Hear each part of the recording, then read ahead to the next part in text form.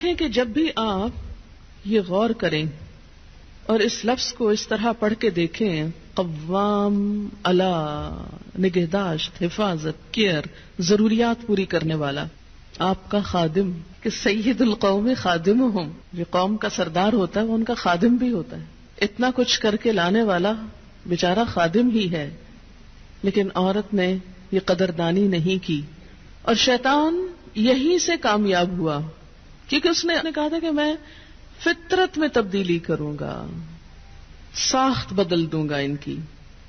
سب سے بڑی انسان کی بدقسمتی یہ ہے کہ وہ اپنے حال پر راضی نہ ہو، اور خاص طور پر وہ حال جسے ہم بدل نہیں سکتے۔ اگر ہم اس پر راضی نہیں تو سوائے اپنے آپ کو ٹارچر کرنے کے اور کچھ نہیں کر رہے۔ میں جو کچھ ہوں، جو بھی ہوں، کیا ہوں، کیوں ہوں، اس لیے کہ میرے رب نے مجھے ایسے بنایا ہے۔ کیوں ایسے بنایا؟ اس لیے کہ اس نے ایسا ہی چاہا، اور میرے ایمان کا حصہ ہے کہ میں اپنے رب کو اپنے سے بڑا سمجھتی ہوں، اپنی عقل سے، اپنی ہر چیز سے، اور جس کو بڑا سمجھتی ہوں، بڑا سمجھنے کا تقاضا یہ ہے کہ میں اس کے آگے سری تسلیم خم کر دوں، اس کی بات مان جاؤں، اس پہ راضی ہو جاؤں جو بھی اس نے میرے لیے فیصلہ کیا۔ اور اگر نہیں راضی ہوتے تو چلیے بدل لیجئے اس ترتیب کو اور پڑھ لیجئے النساء قوامات علی الرجال، بدلیے اس کو، صرف لفظ نہیں بدلیے، گھر میں بھی بدلیے۔ ذرا مرد کو بٹھائیے گھر، بچوں کی دیکھ بھال کرے، اور آپ جائیے باہر کما کے لائیے اور اس کو لا کے کھلائیے۔ تو یہ انصاف ہوتا؟ نہیں۔ ہماری عزت، ہماری قدر و قیمت اسی میں ہے، اللہ تعالیٰ کا ہم سے پیار اسی میں ہے کہ ہمارے لیے اس نے گھر جیسی باعزت جگہ بنائی، اور ایک شخص کو ہماری کیئر، نگہداشت، حفاظت کرنے کے لیے جسمانی ذہنی قوتیں دے کر پیدا کیا، جیسے کہ سورۃ البقرہ میں ہے وَلِلرِّجَالِ عَلَيْهِنَّ دَرَجَةٌ۔ تو وہ جو درجہ ہے وہ اس لیے ہے کہ کوئی بھی انتظام اتھارٹی کے بغیر نہیں چلایا جا سکتا۔ اگر کسی کو کسی چیز کا انتظام دے دیا جائے اور ساتھ اس سے اتھارٹی چھین لی جائے تو کام کیسے چلے گا؟ انتظام کیسے ہو سکتا ہے؟ مثلاً اگر کوئی شخص کسی ادارے کا ہیڈ ہے اور اس کے پاس اختیارات نام کو نہیں، کوئی اختیار نہیں، کوئی انیشیٹو لینے کا، کوئی ڈیسیژن لینے کا، کوئی کام کرنے کا، تو آپ دیکھیں کہ وہ کام کیسے کر سکتا ہے؟ کام کر ہی نہیں سکتا۔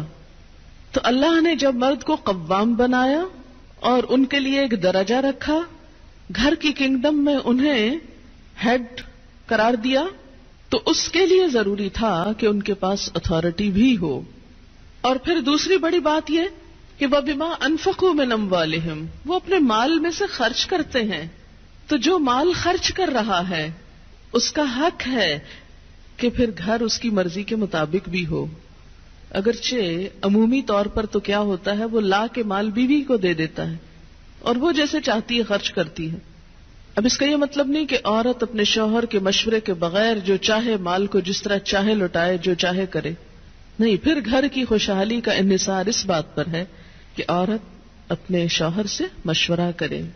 فالصالحات، پس نیک عورتیں، پہلے مرد کا رول بتایا گیا، اس کی ذمہ داری بتائی گئی، دوسری طرف اب عورت کا رول بتایا گیا۔ فالصالحات، پس نیک عورتیں، صالح عورتیں، ان کی سب سے بڑی خوبی کیا ہے؟ ایک نیک عورت کی سب سے بڑی خوبی قانتات، اطاعت گزار ہیں، بات مانتی ہیں۔ قنوت کا ترجمہ دو چیزیں ہوتی ہیں، ایک عاجزی اور ایک دوام۔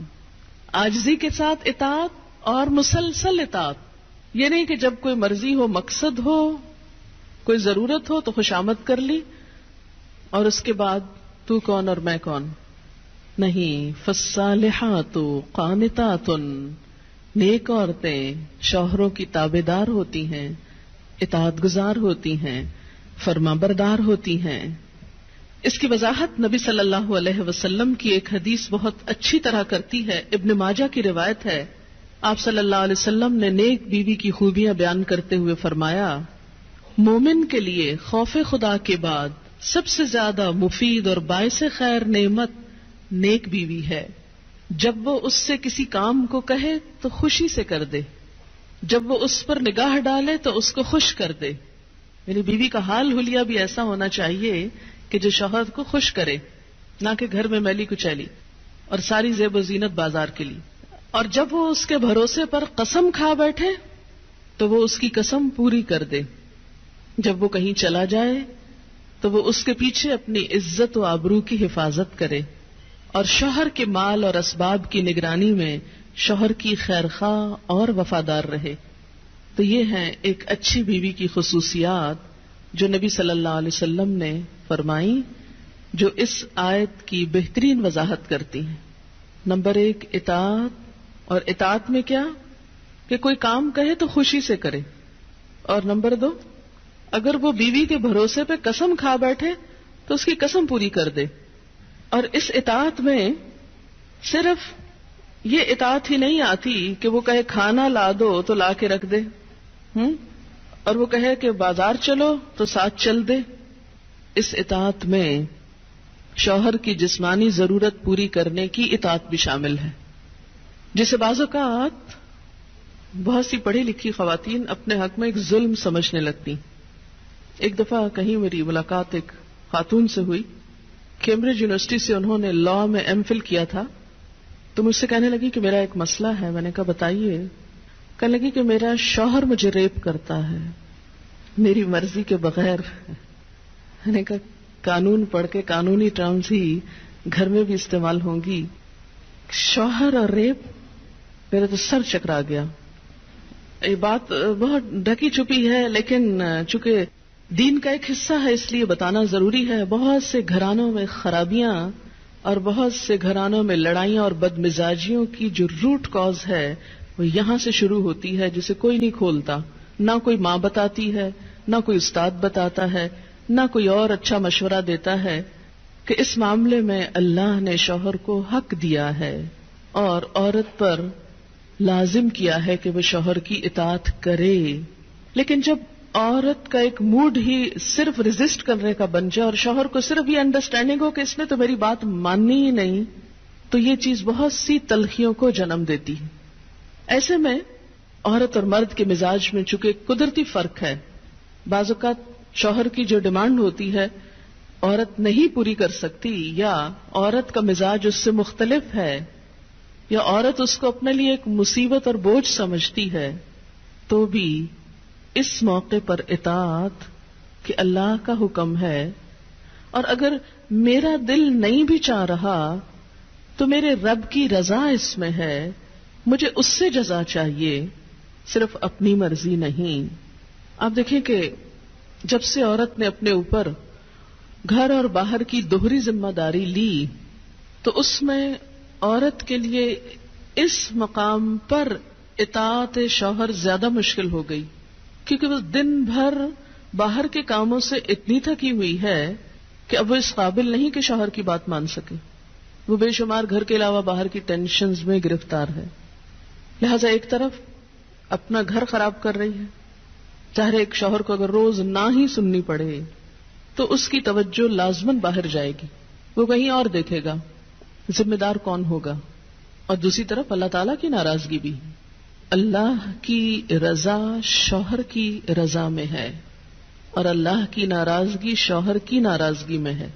ہاں یہ الگ بات ہے کہ اگر شوہر ناروا زیادتی کرتا ہے اور بالکل بے رحم ہے یا ایسا کو مطالبہ کرتا ہے کہ جو ناجائز میں آتا ہے، وہ تو نہیں پورا کرنا.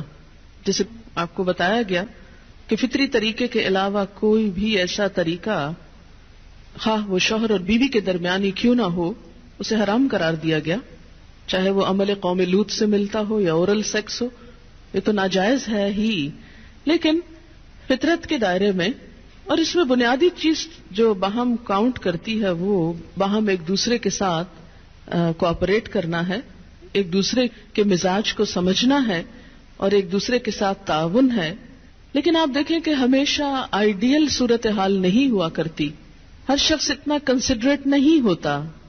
لیکن اللہ تعالیٰ نے عورت کو جہاں شوہر کو باہر کی مشقت دی نا، کتنی مشقت ہوتی ہے گرمی میں، دھوپ میں.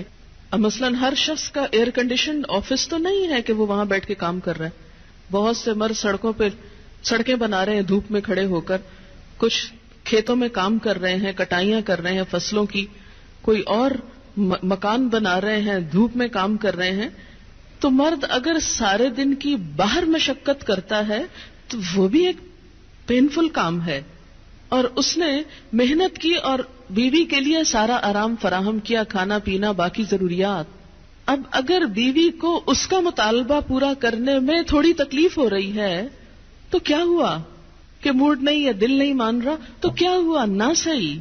لیکن اس کے باوجود جو عورت یہ سمجھتی ہے کہ میں اپنے موڈ کے خلاف جا کر بھی اگر اپنے شوہر کو راضی کرتی ہوں تو یہ میرے رب کی رضا حاصل کرنے کا ایک ذریعہ ہے، تو آپ دیکھیں کہ یہ وہ چیز ہے جس کا صلہ آپ کو اللہ دنیا میں دے دے گا، کیونکہ آپ یہاں صرف شوہر کی نہیں اللہ کی بھی اطاعت کر رہی ہیں، کیونکہ ایک مسلمان عورت کو اس کے رب نے یہ حکم دیا ہے.